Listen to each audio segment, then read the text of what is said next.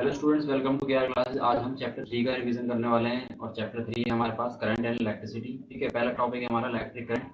ठीक है, electric current को हम डिफाइन कर सकते हैं the rate of flow of electric charge through any section of wire. ठीक है, चार्ज है वो कितनी स्पीड से ट्रेवल कर रहा है किसी भी कंडक्टर के अंदर। ठीक है, और इसकी एसआई यूनिट होती है एम्पेयर या कूलम्ब पर सेकेंड। ठीक है, और ये स्केलर क्वांटिटी होता है क्योंकि ये वेक्टर एडिशन को क्या नहीं करता, ओबे नहीं करता। लॉ ऑफ वेक्टर एडिशन को ये ओबे नहीं करता। इसके बाद डायरेक्शन पे होती है, मैग्नीट्यूड पे होता है, लेकिन तब भी क्या होता है, स्केलर।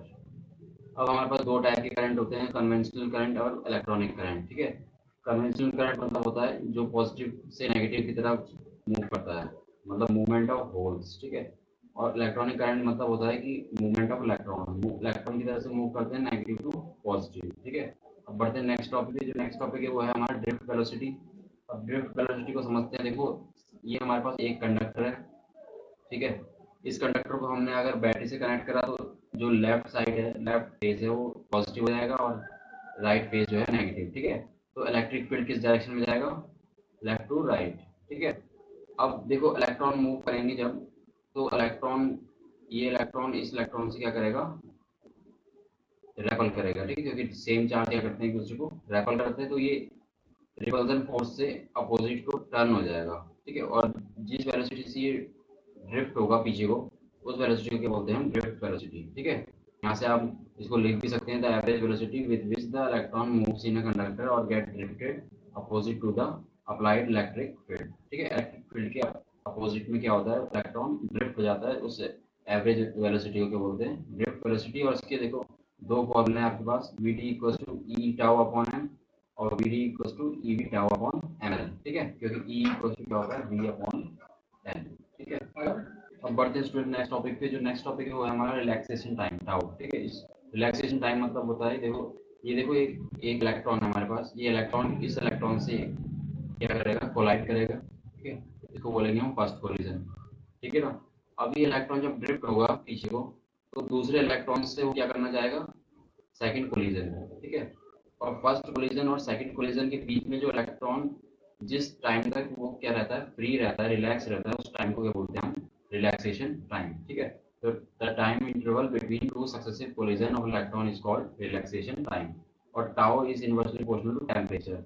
अगर टेम्परेचर बढ़ेगा तो रिलैक्सेशन टाइम क्या हो जाएगा, कम हो जाएगा। ठीक है, इलेक्ट्रॉन जल्दी जल्दी क्या करेंगे, कोलाइड करेंगे एक दूसरे से। अब बढ़ते हैं नेक्स्ट टॉपिक पे। जो नेक्स्ट टॉपिक है वो है factors on which drift velocity depends. देखो वीडी का हमारे पास फॉर्मूला है e tau upon m equals to e v tau upon m l. तो देखो यहाँ से ड्रिफ्ट वेलोसिटी जो है इलेक्ट्रिक फील्ड के, तो डायरेक्टली प्रोपोर्शनल आपको दिख ही रहा है यहाँ पर। ठीक है, और वोल्टेज के क्या है, डायरेक्टली प्रोपोर्शनल। ठीक है, और लेंथ के क्या है, लेंथ ऑफ द कंडक्टर के क्या है, इनवर्सली प्रोपोर्शनल।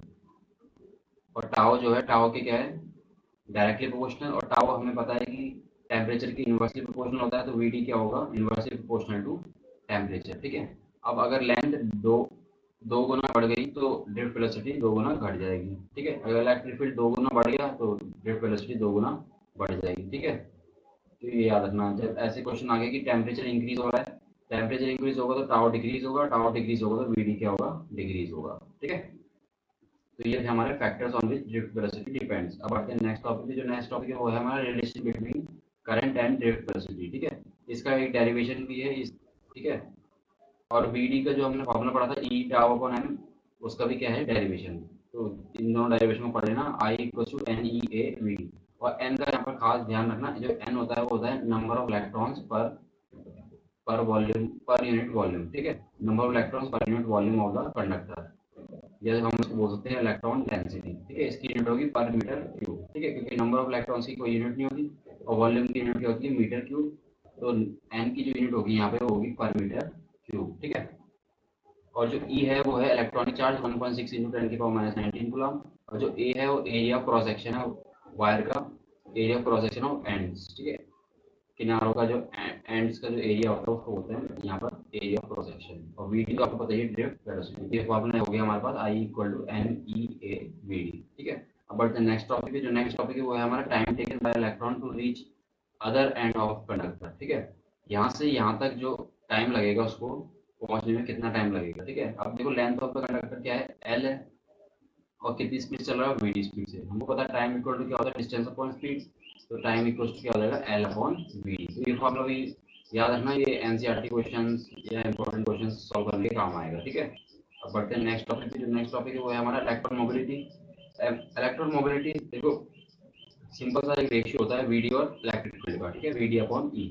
अब वीडी का फॉर्मूला होता है ई टाउ अपॉन एम, और ई से ई क्या हो जाएगा कैंसिल, तो ई टाउ अपॉन एम आ जाएगा, ठीक है।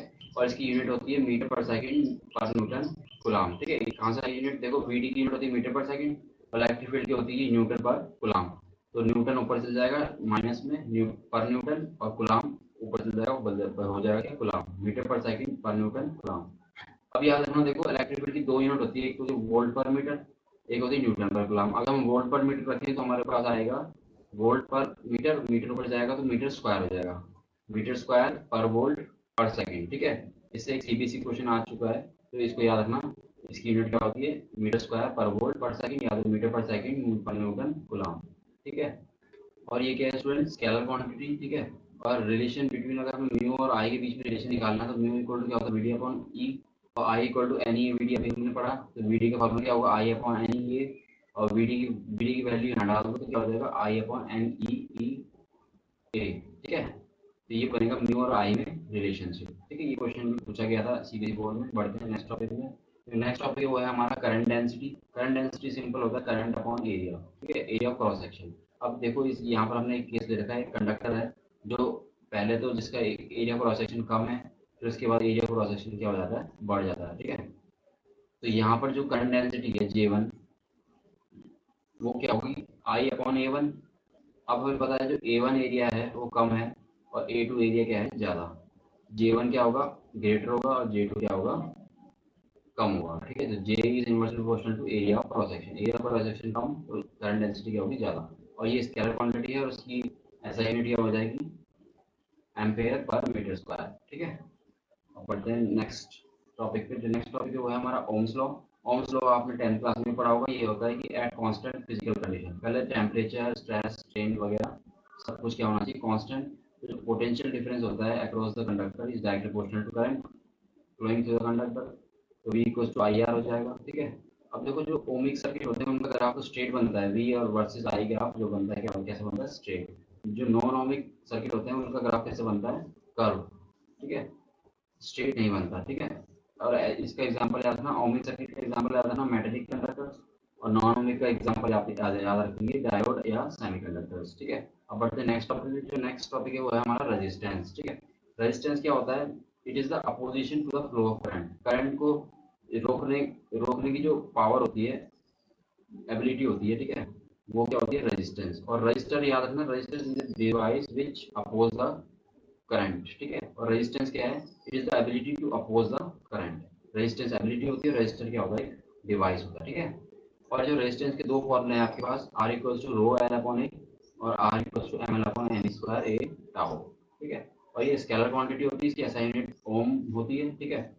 और जो यहाँ पर r equals rho l upon a है उसमें रो जो दिख रहा है आपको वो क्या है रेजिस्टिविटी, ठीक है, या तो हम इसको बोलते हैं स्पेसिफिक रेजिस्टेंस, ठीक है। अब जो ये रजिस्टिविटी है ये आपको लग रहा होगा इसका फॉर्मूला आप बनाओगे तो क्या बनेगा आर ए अपॉन एल। लेकिन देखो यहाँ पर से आपको लगेगा कि जो एरिया बढ़ेगा तो रजिस्टिविटी बढ़ेगी, लेंथ घटेगा तो रजिस्टिविटी बढ़ेगी, लेकिन ऐसा नहीं है, ठीक है। रजिस्टिविटी बस नेचर बॉडी के नेचर और उसके टेम्परेचर पर डिपेंड करती है, ठीक है, not on area cross section and length, ठीक है। और जो ऐसा यूनिट होगी रजिस्टिविटी की वो कितनी होगी यहाँ से दिख रहा है आपको फॉर्मूला आर ए अपॉन एल। आर की यूनिट क्या होती है ओम और एरिया क्या होती है मीटर स्क्वायर, और नीचे क्या है मीटर, मीटर से मीटर कट जाएगा और ओम मीटर की यूनिट आ जाएगी, ठीक है। ये भी क्या है स्केलर क्वांटिटी है। और हाईएस्ट रेजिस्टिविटी किसकी होती है इंसुलेटर्स की, ठीक है।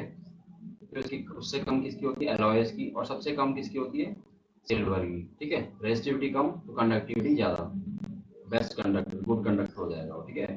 तो इसके बाद हमें टॉपिक पढ़ना है slope of V I graph, ठीक है। अब वी आई ग्राफ हमें दे रखा है, अगर हमें स्लोप निकालना है तो हम कैसे निकालते हैं टेन थीटा, 11th क्लास में हमने पढ़ा होगा।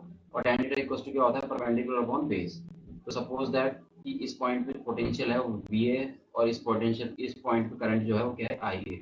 तो इतना जो पोर्शन है वो क्या हो जाएगा ये लेंथ कितनी हो जाएगी वी ए और इतनी लेंथ क्या कितनी हो जाएगी आई ए। तो टेन थीटा इक्वल टू होता है परपेंडिकुलर अपॉन बेस, तो वी ए अपॉन क्या हो जाएगा आई ए। और हमको फॉर्मूला पता है v equal to I R, ठीक है। यहाँ से V अपॉन आई का फॉर्मूला क्या बनेगा, रेजिस्टेंस। तो VA अपॉन IA इक्वल क्या हो जाएगा, R रेजिस्टेंस। तो VI ग्राफ का जो स्लोप होता है वो क्या देता है हमें, रेजिस्टेंस। ठीक है, resistance is directly proportional to theta, और थीटा एंगल जो है वो इंक्रीज होगा तो रेजिस्टेंस भी क्या होगा, इंक्रीज होगा। अब हमारे पास एक क्वेश्चन है यहाँ पे, देखो A वायर है और हमारे पास B वायर है। ठीक है, अब इसमें से देखो किसका स्लोप ज्यादा है, जिसका एंगल ज्यादा होगा। ठीक है, A का स्लोप ज्यादा है इसलिए A का रेजिस्टेंस भी क्या होगा, ज्यादा। ठीक है, अब बढ़ते हैं नेक्स्ट टॉपिक में। नेक्स्ट टॉपिक है वो है हमारा slope of IV graph. IV graph just opposite होगा और हमारा हमको क्या मिल जाएगा, 1/r। तो IV ग्राफ का स्लोप क्या देता है हमें, 1/r। ठीक है, तो IV ग्राफ में जो रेजिस्टेंस होता है वो इनवर्सली प्रोपोर्शनल होता है थीटा के, एंगल कम तो रेजिस्टेंस ज्यादा होगा। ठीक है, तो देखते हैं एक क्वेश्चन दोबारा से।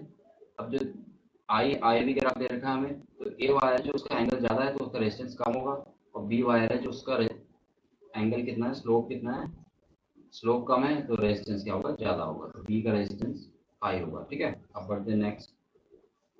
जो नेक्स्ट टॉपिक है वो है हमारा टेम्परेचर डिपेंडेंस और resistance and resistivity. Suppose that हमारे पास एक बॉडी है जिसका टेम्परेचर कोएफिशिएंट अल्फा है। ठीक है, अब जब इनिशियली किस इसके पास जो टेम्परेचर था वो T1 था सपोज। ठीक है, और हमने T2 कर दिया इसका टेम्परेचर। याद रखना यहाँ पर T2 जो है वो ग्रेटर देन क्या है, T1। ठीक है, तो चेंज इन टेम्परेचर कितना आएगा आपके पास, T2 माइनस T1। ठीक है, तो जो इसका रेजिस्टेंस था पहला वाला वो R1 है, और जो फाइनल रेजिस्टेंस है वो R2 है, और रेजिस्टिविटी पहले की कितनी है, ρ1, और फाइनल रेजिस्टिविटी क्या है, ρ2। ठीक है, तो फाइनल रेजिस्टेंस निकालने का जो हमारे पास एक फॉर्मूला होता है R2 equal to R1 bracket 1 plus alpha del T, और डेल टी क्या है पर T2 minus T1, change in temperature. ठीक है, ρ2 इक्वल टू क्या होगा, ρ1 bracket 1 plus alpha del t. ठीक है, फाइनल टेम्परेचर और रेजिस्टिविटी यहाँ से निकल जाएगी। फिर उसके बाद अगर क्वेश्चन आ गया आपके पास कि डिफाइन अल्फा या टेम्परेचर कोएफिशिएंट, तो टेम्परेचर कोएफिशिएंट का यहाँ से फॉर्मूला बनाएंगे आप, R1 को अंदर मल्टीप्लाई करो, क्या हो जाएगा, R2 equal to R1 plus R1 alpha del T. फिर उसके बाद अल्फा का जो फॉर्मूला बनाओगे तो क्या आएगा, R2 minus R1 upon R1 del t. ठीक है, जो R2 माइनस R1 है वो क्या है, चेंज इन रेजिस्टेंस। ठीक है, तो इसको अल्फा को हम डिफाइन कर सकते हैं ऐसे, change in resistance per unit resistance या पर यूनिट इनिशियल रेजिस्टेंस पर डिग्री राइज इन टेम्परेचर। ठीक है, डेल्टा क्या है, राइज इन टेम्परेचर, और R2 माइनस R1 क्या है, चेंज इन रेजिस्टेंस, और R1 क्या है, इनिशियल रेजिस्टेंस। तो इसकी डेफिनेशन बनेगी change in resistance per unit resistance पर डिग्री राइज इन टेम्परेचर। अब बढ़ते हैं नेक्स्ट टॉपिक में। जो नेक्स्ट टॉपिक है वो है हमारा variation of resistance for conductors और मेटल्स। ठीक है, अब जो कंडक्टर्स और मेटल्स होते हैं उसमें जो अल्फा की वैल्यू होती है वो क्या होती है, पॉजिटिव। ठीक है, तो R2 यहाँ से आप देखोगे formula R2 equal to R1 plus R1 alpha delta होगा। तो ये देखो फैक्ट, इतना फैक्टर क्या हो रहा है, ऐड हो रहा है, तो रेजिस्टेंस क्या होगा, इंक्रीज होगा कंडक्टर्स के। ठीक है, एक दूसरा पर्सपेक्टिव भी देख सकते हैं हम इस फॉर्मूले के अकॉर्डिंग।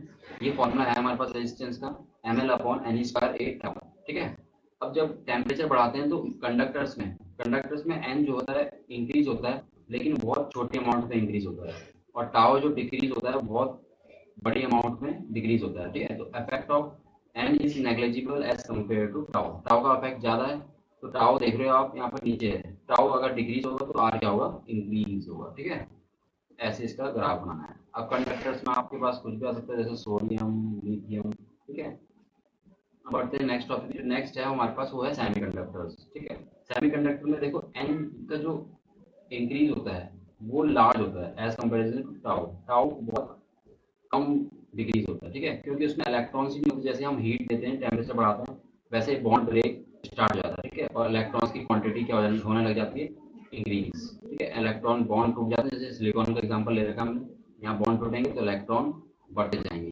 यहाँ बॉन्ड था तो बॉन्ड टूट जाएगा, और इलेक्ट्रॉन की जो स्ट्रेंथ है, इलेक्ट्रॉन का जो कंसंट्रेशन है, वो इलेक्ट्रॉन डेंसिटी है वो इंक्रीज होता रहेगा। ठीक है, तो एन इंक्रीज होगा और टाउ डिक्रीज होगा, लेकिन टाउ का जो इफेक्ट है वो बहुत कम है, क्योंकि यहाँ पर इलेक्ट्रॉन्स तो थे ही नहीं ना पहले से, इलेक्ट्रॉन्स की संख्या तो पहले कम थी, तो एन इंक्रीज होगा तो आर क्या होगा, डिक्रीज। ठीक है, ऐसा ग्राफ बनेगा इसका, आर वर्सेस टेम्परेचर ग्राफ ऐसा बनेगा। ठीक है, अब बढ़ते हैं नेक्स्ट टॉपिक में।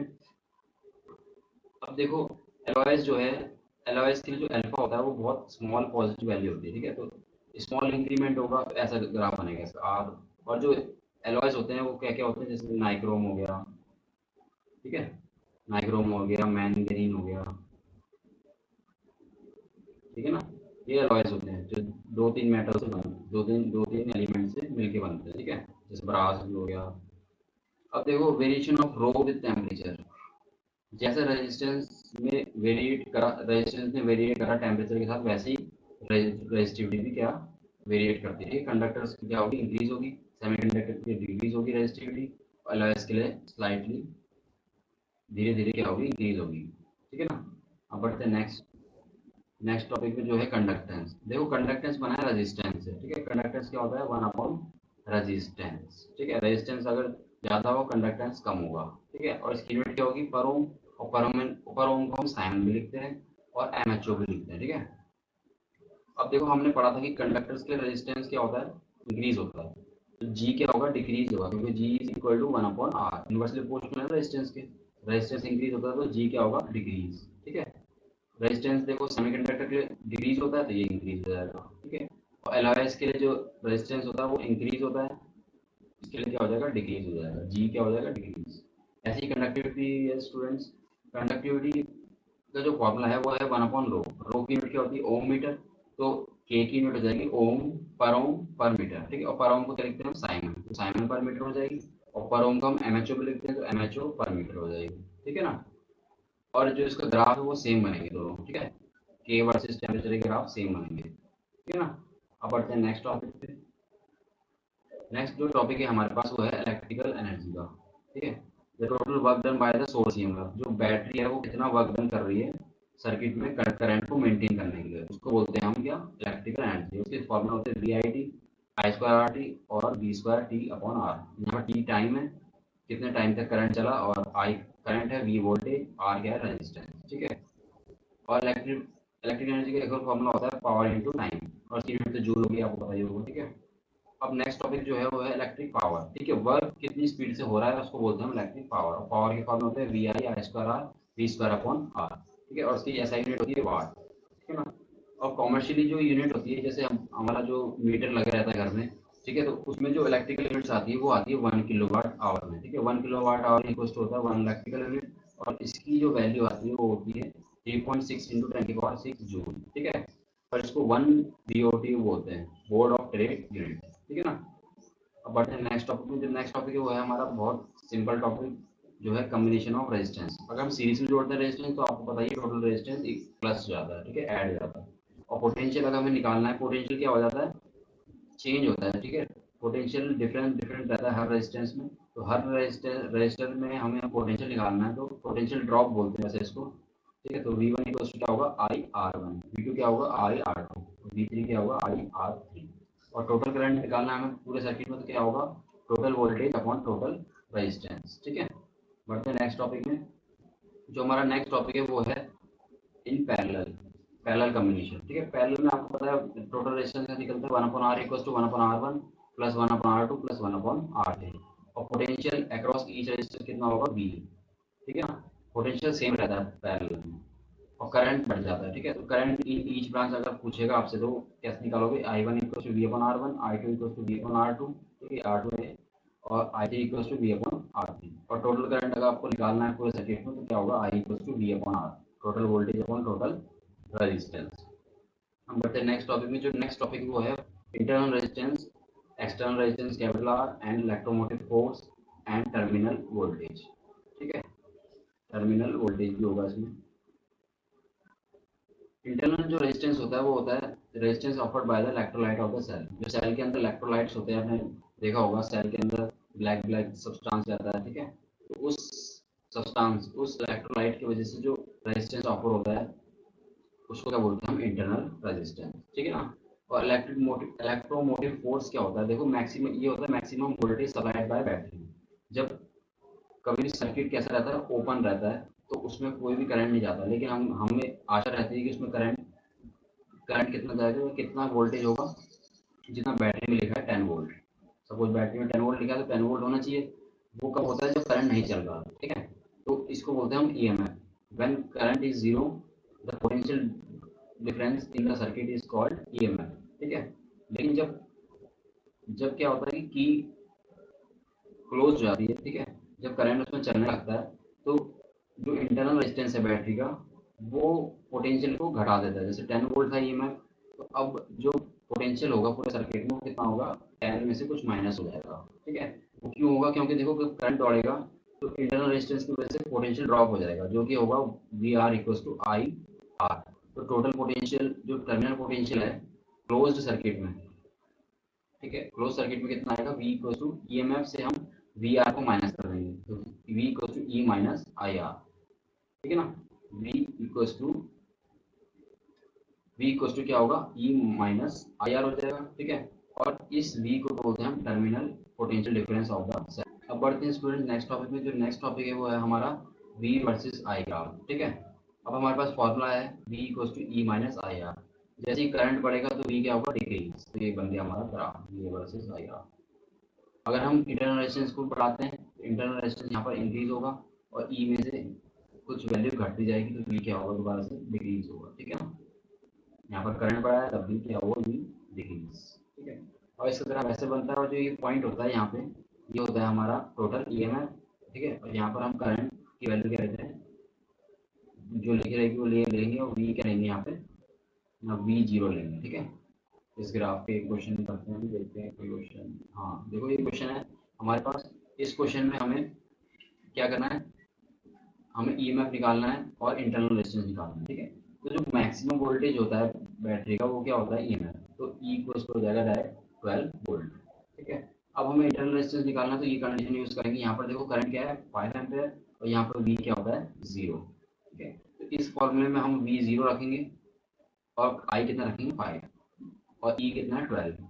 तो 12 माइनस 5 आर, और 5 आर इक्वल टू 12 हो जाएगा, और आर इक्वल टू 12.5 जो होगा 5 टू जाए यहाँ पर 10 हो जाएगा, फिर 2 आएगा, 22.4 ओम क्या हो जाएगा? इंटरनल रेजिस्टेंस, ठीक है। तो ऐसे क्वेश्चन को आप इस तरह सॉल्व करेंगे। बढ़ते नेक्स्ट टॉपिक में। तो नेक्स्ट टॉपिक है जो है वो हमारा है relation between internal resistance, external resistance, EMF और टर्मिनल पोटेंशियल, ठीक है। तो इसके लिए आपके पास रिलेशन है internal resistance equals to external resistance bracket EMF upon terminal voltage minus 1, ठीक है ना। अगर हमें I versus external resistance R, capital R पे अगर हमें ग्राफ बनाना है इसका, तो हम फॉर्मूला यूज करेंगे टोटल करंट का। टोटल करंट इक्वल टू क्या होगा? Total EMF upon total resistance, जो कि होगा capital are plus small R, ठीक है। अब कैपिटल आर अगर इंक्रीज करेगा तो ये नीचे डिनोमिनेटर है वो इंक्रीज हो जाएगा और आई क्या होगा? डिक्रीज होगा। तो कैपिटल आर बढ़ेगा तो आई क्या होगा? डिक्रीज, ठीक है। तो ये ग्राफ बन जाएगा आपके पास। अब बढ़ते हैं नेक्स्ट टॉपिक में। जो नेक्स्ट टॉपिक है वो है हमारा वी वर्सेस आर ग्राफ, ठीक है। तो यहाँ से हमें इस फॉर्मूले को हमें मॉडिफाई करना है। इस फॉर्मूले से हम आर को, कैपिटल आर को स्मॉल आर के नीचे ले जाएंगे और ई अपॉन वी माइनस 1, 1 उधर चल जाएगा, प्लस हो जाएगा, ठीक है। फिर उसके बाद वी की जो वैल्यू आएगी वो आएगी E upon 1 plus small are upon capital R, ठीक है। अब देखो अगर हम कैपिटल आर को इंक्रीज कर रहे हैं सपोज, ठीक है, कैपिटल आर को इंक्रीज करेंगे तो small R by capital R की वैल्यू क्या होगी? डिक्रीज होगी। तो 1 plus small are upon capital R क्या होगा? डिक्रीज होगा, ठीक है। और तो वी क्या होगा? इंक्रीज हो जाएगा। जो नीचे डिनोमिनेटर है वो पूरा क्या हो गया? डिक्रीज। जैसे कैपिटल आर इंक्रीज हुआ तो ये क्या हो जाएगा? डिक्रीज। तो वी क्या हो जाएगा? इंक्रीज, ठीक है। और वी का ग्राफ ऐसे बनेगा। तो वी क्या होता रहेगा? डिक्रीज होगा, और एक टाइम ऐसा आएगा जहाँ पे क्या हो जाएगा? कांस्टेंट। और उस कांस्टेंट वोल्टेज को क्या बोलते हैं हम? उस कांस्टेंट वोल्टेज को बोलते हैं ईएमआर, ठीक है। और अगर ई वर्सेस आर ग्राफ बनाए तो देखो ई तो हमेशा कांस्टेंट रहता है, EMF of the battery is always constant, ठीक है ना। बट नेक्स्ट टॉपिक में, जो नेक्स्ट टॉपिक है वो है हमारा ग्रुपिंग ऑफ सेल्स। अगर हमने एन सेल्स को सीरीज में जोड़ दिया है और हर सेल का जो इंटरनल रेजिस्टेंस है वो क्या है? स्मॉल आर, ठीक है ना। तो टोटल जो करंट आएगा वो आएगा N into E upon R plus capital are plus N small R, ठीक है। स्मॉल आर क्या है? Internal resistance. अब देखो इसमें दो केसेस बन सकते हैं, या तो जो एक्सटर्नल रेजिस्टेंस है वो नेग्लिजिबल हम ले सकते हैं, ठीक है। कैपिटल आर अगर नेग्लिजिबल हो गया तो capital are plus N R equal to हो जाएगा एन आर के बराबर, जो आर की वैल्यू हम जीरो ले लेंगे, ठीक है। और यहाँ पर आई इक्वल टू होगा N E upon N small R, N से एन कैंसिल हो जाएगा, ई अपॉन आर हो जाएगा। तो करंट क्या हो जाएगा? मिनिमम। पावर भी क्या हो जाएगी? मिनिमम, क्योंकि पावर इक्वल टू होता है आई स्क्वायर आर, ठीक है। करंट मैक्सिमम होगा तभी पावर क्या होगी? मैक्सिमम। लेकिन यहाँ पर करंट मिनिमम हो गया, पावर क्या हो गया? पावर भी क्या हो जाएगी? मिनिमम, ठीक है। अगला केस देखेंगे हम नेग्लिजिबल इंटरनल रेजिस्टेंस। जब इंटरनल रेजिस्टेंस नेग्लिजिबल रहेगा तो हमें स्मॉल आर की वैल्यू जीरो लेनी है, ये जीरो ले लेना है, और कैपिटल आर आ जाएगा। करंट क्या होगा? N into E upon R. N times current क्या है यहाँ पे? ग्रेटर है, एन टाइम्स होगा, ठीक है। तो करंट क्या होगा, मैक्सिमम पावर क्या होगी, मैक्सिमम। तो इस केस को आपको याद रखना है कि करंट मैक्सिमम कब होता है, पावर मैक्सिमम कब होती है, जब हम चैनल को सीरीज में जोड़ते हैं। तो वो केस है हमारा when negligible internal resistance is there, when internal resistance is negligible, then current and power is maximum। ठीक है, ऐसे बोलना। और नेक्स्ट जो है हमारा कॉम्बिनेशन वो पैरेलल का है। तो पैरेलल में जस्ट अपोजिट होगा और फॉर्मूला थोड़ा चेंज होगा, I equals to E upon capital are plus small are upon m आ जाएगा। ठीक है, इस फॉर्मूला याद रखना। और केस में उल्टा होगा, जब एक्सटर्नल रेजिस्टेंस नेग्लिजिबल रहेगा तब करंट और पावर क्या होगी, मैक्सिमम। ठीक है, अब बढ़ते हैं नेक्स्ट टॉपिक में। जो नेक्स्ट टॉपिक है वो है हमारा मिक्स ग्रुपिंग। ठीक है, अगर मिक्स ग्रुपिंग हमने कहा है, एन कॉलम्स है हमारे पास सेल्स के और एन रोज है। ठीक है, तो टोटल करंट होगा M into N E upon M R plus N R. ठीक है, और करंट और पावर मैक्सिमम होने की कंडीशन इसमें ये है कि जब total external resistance total internal resistance के बराबर होगा तब करंट और पावर क्या होगी, मैक्सिमम। ठीक है ना। अब बढ़ते हैं नेक्स्ट टॉपिक में। जो नेक्स्ट टॉपिक है वो है हमारा किरचॉफ लॉ। पहला लॉ जो है वो हमारा जंक्शन रूल और करंट लॉ। ठीक है, केसीएल भी बोलते हैं इसको। ठीक है ना। अब देखो जंक्शन रूल क्या बोलता है कि किसी भी जंक्शन में जो इनकमिंग करंट है वो आउटगोइंग करंट के बराबर होगा। ठीक है, मतलब जितना चार्ज आ रहा है और जितना चार्ज जा रहा है वो क्या होगा, बराबर। Charge is always conserve. तो पहली बात तो ये क्लियर होगी कि ये law of conservation of charge को क्या करता है, फॉलो करता है। ठीक है, और हम दूसरी तरीके से लिख सकते हैं कि समीशन आई क्या होता है, हमेशा जीरो। ठीक है, जो आउटगोइंग करंट है उसको माइनस में लेंगे और जो इनकमिंग करंट है उसको प्लस में लेंगे, तो दोनों कैंसिल होकर क्या आ जाएगा, जीरो। ठीक है, समीशन आई को क्या हो जाएगा, जीरो। ठीक है, अब एक एग्जांपल लेते हैं। ये क्वेश्चन है हमारे पास, सपोज एक बी जंक्शन है हमारे पास। इस बी जंक्शन में देखो आप, आई वन करंट क्या है, इनकमिंग करंट बी की तरफ आ रहा है, और जो आई करंट है वो क्या है, आउटगोइंग करंट। आई थ्री भी क्या है, आउटगोइंग करंट। ठीक है, तो इनकमिंग करंट जो है आई वन वो इक्वल टू होगा आउटगोइंग करंट्स के सम के बराबर, आई प्लस आई थ्री। ठीक है, अब आप ए जंक्शन में भी देख लीजिए, ए जंक्शन में देखेंगे आपको कैपिटल आई इनकमिंग करंट है। ठीक है, आई टू क्या है, आउटगोइंग, आई वन क्या है, आउटगोइंग। ठीक है, तो आई प्लस क्या होगा, आई वन प्लस आई। ऐसे आपने इस लॉ को यूज करना है। ठीक है, अब बढ़ते हैं नेक्स्ट लॉ में। जो नेक्स्ट रूल है हमारा वो है लूप रूल। ठीक है, इसके लिए हमें लूप की जरूरत होती है, उसको वोल्टेज लॉ भी बोलते हैं, केवीएल भी बोलते हैं। ठीक है, शॉर्ट में। तो ये लूप में लगता है। ठीक है, किसी भी लूप में जो पोटेंशियल ड्रॉप्स का सम होता है और ईएमएफ का सम होता है वो क्या होता है, हमेशा इक्वल होता है। ठीक है, जैसे आप देखेंगे लूप यहाँ पे हमने एक लूप बना रखा है यहाँ पे, ये वाला क्लॉक वाइज डायरेक्शन में।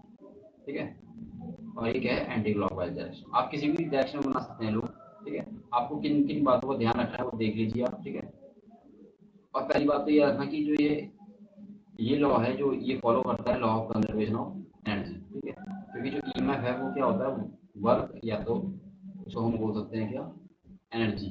ठीक है, एनर्जी से ही ईएमएफ, ईएमएफ क्या होती है, एक टाइप की एनर्जी होती है सर्किट के अंदर। तो ईएमएफ, जो टोटल ईएमएफ है और टोटल पोटेंशियल ड्रॉप है वो इक्वल होते हैं। इससे मतलब ये है कि there is a conservation of energy. ठीक है, अब इसको लगाना कैसे है, इस लूप को, उसको देखते हैं हम। ठीक है, अब देखो इन लूप फर्स्ट लूप में देखो आप, ये जो एरो है हमारा, इस लूप का एरो ध्यान में रखना है। ठीक है, आपको जो लूप का एरो है वो ऐसे घूम रहा है, देखो ऐसे गया ना ये लूप का एरो, और आई क्या है, इस तरफ जा रहा है अपोजिट डायरेक्शन। तो यहाँ पर लेंगे हम -5 आई। पोटेंशियल ड्रॉप का फॉर्मूला हम यूज करेंगे यहाँ पर आई आर। ठीक है, यहाँ पर करंट क्या है, आई, और आर क्या है, 5। और लेकिन जो एरो है हमारा लूप का एरो उसके अगेंस्ट जा रहा है करंट, तो क्या लेंगे, -5 आई। फिर आगे जाएंगे हम, जैसे ये जो हमारा लूप है, लूप का एरो जो है बैटरी के पॉजिटिव टर्मिनल से बाहर निकल रहा है, तो हम क्या लेंगे, प्लस में लेंगे इसको। ठीक है ना, यहाँ पर हमने लिख लिया नहीं इसको, यहाँ पर ले लेंगे 5। ठीक है, 5 वोल्ट की बैटरी है, तो यहाँ पर हमने +5 ले लिया। ठीक है ना। अब लूप को जो है आगे ले जाना है हमें, लूप को हम आगे ले जाएंगे तो हमारे पास ये जो करंट है आई वन ये अपोजिट में है। ठीक है, तो -2 I1 लेंगे। ठीक है, जो हमने यहाँ पे लिख दिया, लूप का एरो है और ये जो करंट है वो क्या है, अपोजिट में जा रहे हैं, तो आई, और जो करंट है कहाँ से जा रहा है, 2 ओम से, ये 2 ओम है, तो 2 इंटू आई वन -2 I1 हो जाएगा। फिर उसके बाद जो ये एरो है ये बैटरी के नेगेटिव टर्मिनल से बाहर निकल रहा है, तो हम क्या लेंगे, -10, इसके आगे -10 भी लिखा जाएगा। ठीक है ना। फिर उसके बाद देखेंगे हम, तो यहाँ पर ऐड होके यहाँ से एरो और आगे ले जाते हैं, ठीक है। आगे ले जाएंगे एरो, तो ये जो एरो इस डायरेक्शन में जाएगा, अपोजिट डायरेक्शन में। और जो यहाँ पर जो करंट है वो कितना है, आई। आई करंट है यहाँ पर, तो आई इंटू 3 हो जाएगा, -3 आई हो जाएगा, ठीक है। फिर इस लूप को आगे ले जाएंगे, तो यहाँ से इस बैटरी के नेगेटिव से बाहर निकल रहा था, -4 लिया है हमने यहाँ पर, ठीक है। आपको समझ में आ गया होगी ये क्वेश्चन कैसे बनी। अब इसको सॉल्व करना है, -10 + 5 होगा -5, -5 -4 -9 आ जाएगा, ठीक है। इस तरह -9 आ जाएगा। और आई आई क्या हो जाएंगे, ऐड हो जाएंगे, -5 -3 -8 आई -2 आई 1, ठीक है। अब देखते हैं लूप 2 की क्वेश्चन। ये क्वेश्चन हो जाएगी हमारे पास। और लूप 2 में देखते हैं कैसे बनाई हमने क्वेश्चन। ये लूप हमारा घूमा है ऐसे, ठीक है। हमने कैसे घुमाया इसमें, एंटी क्लॉकवाइज, ठीक है। और जो लूप का एरो है I3 के अपोजिट में जा रहा है, तो यहाँ पर लेंगे हम -3 I3, देख लीजिए आप, ठीक है। -3 I3 हो गया। तो इसके बाद लूप को आगे घुमाना है हमें, I1 के भी अपोजिट में जा रहा है ये लूप, तो -2 I1 हो जाएगा, ठीक है। ये हो गया हमारा -2 I1। और जो बैटरी के टर्मिनल से देखो, नेगेटिव टर्मिनल से बाहर निकल रहा है। जो बड़ी वाली लाइन रहती है जो बैटरी के सिंबल में, वो क्या होती है, पॉजिटिव। और छोटी वाली लाइन क्या होती है, नेगेटिव।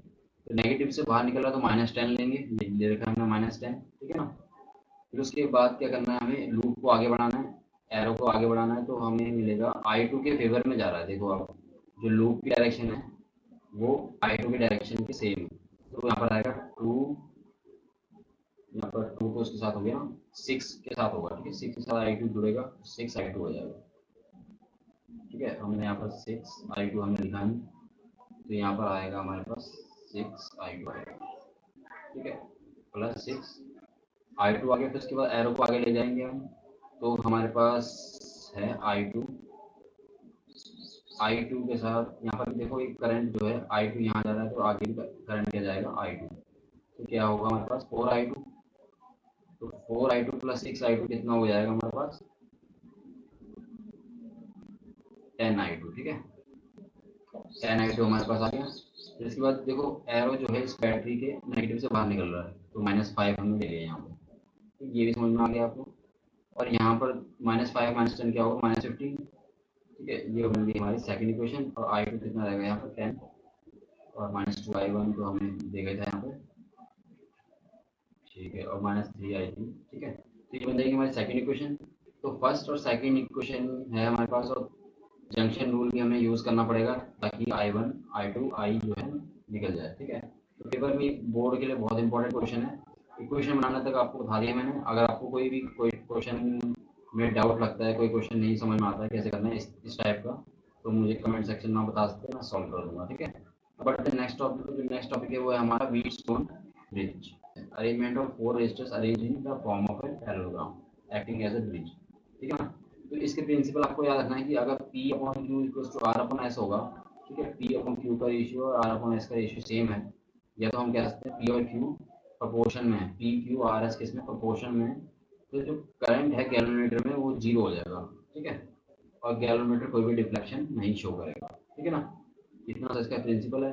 और एक नोट याद रखना आप कि देखो इंडक्टिव इफेक्ट्स को घटाने के लिए, हटाने के लिए क्या करते हैं हम, पहले K1 की को हमें प्रेस करना है पहले, ठीक है। पहले हमने इस की को प्रेस करना, तब इस की को हमने प्रेस करना है। अगर हम इस की को पहले से प्रेस करेंगे, तो प्रेस करके रखेंगे, तो पहले का बचा हुआ करंट रहेगा, जो पहले से इसमें करंट रहा होगा सर्किट में, तो वो गैल्वेनोमीटर में चल जाएगा। और गैल्वेनोमीटर क्या करेगा, डिफ्लेक्शन शो करेगा। इसलिए पहले आपको K1 की को क्लोज करना है, उसके बाद K2 की को क्लोज करना है, ताकि इंडक्टिव इफेक्ट्स को हम अवॉइड कर सकें, ठीक है। और बढ़ते माइंड मैथ में, देखो इस चैप्टर में आपके पास फॉर्मूले हैं I = Q/T, ठीक है। करंट = चार्ज अपॉन टाइम, और चार्ज इक्वल क्या होता है, NE/T हो जाएगा, ठीक है। और करंट डेंसिटी का फॉर्मूला है I/A, ठीक है। और VD के ड्रिफ्ट वेलोसिटी के दो फॉर्मूले E/M, dV/M। और इसका डेरिवेशन आप याद कर लेना, ठीक है। इसका डेरिवेशन अगर आपको नहीं आ रहा समझ में डेरिवेशन, तो मुझे कमेंट सेक्शन में आप कमेंट कर सकते हैं, ठीक है। तो I = NE/VD है, इसका भी डेरिवेशन है, ठीक है। और इलेक्ट्रॉन मोबिलिटी का फॉर्मूला होता है μ = VD/E, और कंडक्टिविटी 1/ρ, G = 1/r। KCL आपको याद रखना है, KCL में समेशन I = 0 होता है, इसमें समेशन V = 0। और R2 इक्वल्स टू क्या होता है, R1 1 plus alpha delta, final temperature निकालने का फॉर्मूला है, ठीक है। और रेजिस्टेंस के दो फॉर्मूले होते हैं, rho l upon a, m l upon n square a tau, ठीक है। और रेजिस्टिविटी के फॉर्मूले होते हैं आर ए अपॉन एल और m upon n square tau, ठीक है। और एन सेल्स को हम सीरीज में क्या फॉर्मूला आता है, I equals to n e r plus N R, ठीक है। और एम सेल्स को हम पैरेलल में जोड़ेंगे तो आएगा I equals to E upon capital are plus small are upon M, ठीक है। और अगर हम लिस्ट ग्रुपिंग करें, सेल्स को हम सीरीज में भी पैरेलल में जोड़े तो आएगा मतलब M N E upon R M R plus N R, ठीक है, ठीक है ना। और मैंने स्टूडेंट्स इस चैप्टर के नोट्स डिस्क्रिप्शन लिंक में डाल रखे हैं, तो आप वहाँ जाके डाउनलोड कर सकते हैं, ठीक है। तब तक goodbye, take care, thank you students.